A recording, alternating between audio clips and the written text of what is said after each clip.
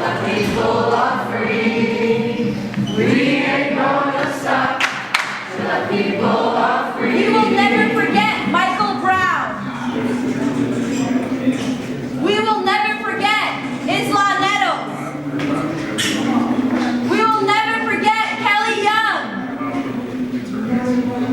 We will never forget Antonio Martin. And so we ask that we honor those names, those bodies that have been taken away from us way too early because of state violence, state-sponsored violence from here to Guantanamo. And so we remember those names. And like we heard this week, we heard about 5 dozen who said, now that you know, you cannot turn away. In a large way, we're trying to break white silence against white supremacy, against racism all over this country. Because imagine in America, where all white people stood up and said, I actually won't let people of color be killed in the streets of my country and get away with impunity. I actually will not let people be chained, arrested and treated differently, profiled by all kinds of law enforcement as well as private establishments because of the color of their skin. What if all white people stood up and refused to let that happen? What if they stopped going to work and said, no, I'm actually not going to live in a society where people are jailed in mass incarceration for the color of their skin, where people are gunned down for the color of their skin. I'm not going to do that. But I'm going to show up when young people, people of color, young black people take the streets and demand justice like they have in Ferguson, like they have in New York City, like they have in Cleveland and all over this country. What if all white people joined them in those streets? Would the militarized police continue to beat them down? Would police forces still act with impunity in neighborhoods of color? Or would things change? Would this country actually begin to live up to some of its ideals of equality, of justice, if white people did that? And so today, a primarily white group with allies of color is here today in police headquarters to demand an end to white silence on racism, to demand accountability for police murder. And so we invite other white people across the country to stand up in similar ways, to listen to leadership of black-led organizations, to take that call for justice into the streets and into power, the halls of power, to make their voice heard because they embrace all people as their family, as our brothers and sisters, as every religion says we are, as our instincts say we are since the time we are born. We can be that human. And so we're breaking white silence and inviting white people to also break that silence.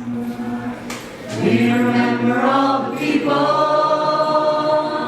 the police kill. We can feel their spirits, they're with us still. I am breaking white silence because I love all people of all kinds. And I see white supremacy tearing apart people, and I know that this time is now for collective liberation. I am breaking white silence because I am from Cleveland, where Tamir Rice and Tanisha Anderson were murdered. I am breaking white silence because I want to have a whole community where all are healthy, where some lives are not worth less than others, where humanity can foster, and where guns are abolished, and communities can come together in brotherhood and sisterhood. I am breaking white silence because I believe in collective liberation. I believe in silence because it's the only thing that will bring justice to all. I break white silence because in my heart it's the only right thing to do. I am breaking white silence because I believe that the racist lies are not the truth. And I believe that human beings are all equal. I'm breaking white silence because the mother of a young man who was gunned down on these streets, Emmanuel, was just speaking to us 20 minutes ago in front of the Department of Justice. She was sobbing and crying at the fact that she lost her son, and my heart broke for her. As a woman, as a mother, eventually I cannot imagine losing my own child at the hands of state violence. That is why I'm speaking out today. I'm breaking white silence because I'm from Chicago and my roommates lost their best friend last year, Dominic Franklin, and I don't want that to happen to them again. I have been breaking white silence all of my life. I have a black son also, and I have been terrified for him for 20 years. I'm breaking white silence to quote the line of my dear friend Brian Wilson, who came to this realization in Vietnam and Latin America, but it applies all over the world. We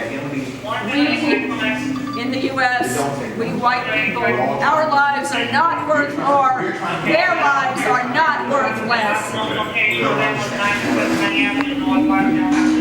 I'm breaking white silence for Malik Jones, a member of my community in New Haven, Connecticut, who was executed 10 years ago by racist East Haven police. His mother, Emma Jones, cries to this day, and she's never received justice. So I'm breaking white silence for my brother, Malik Jones, and my sister, Emma Jones.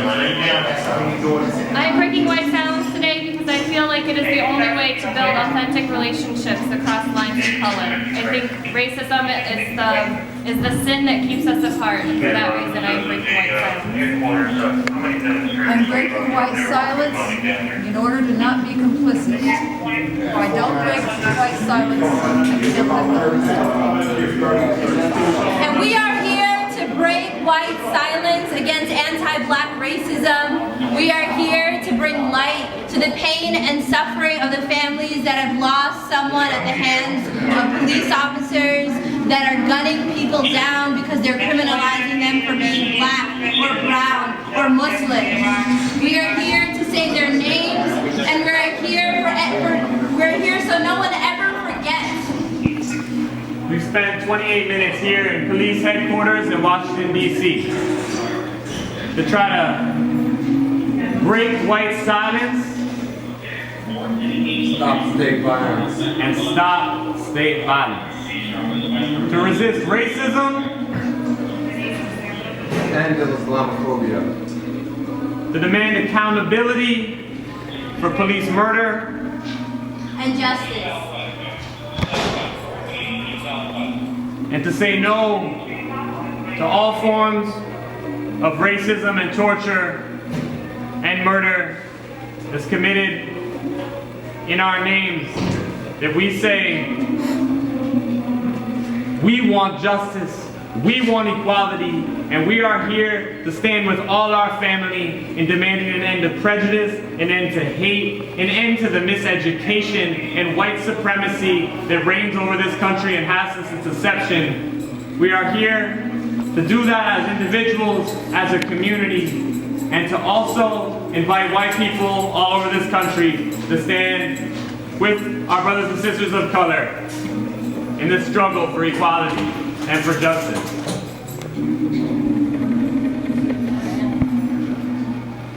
Thank you again for your presence. We're gonna join our family gathered on the streets together, and we're gonna close out together.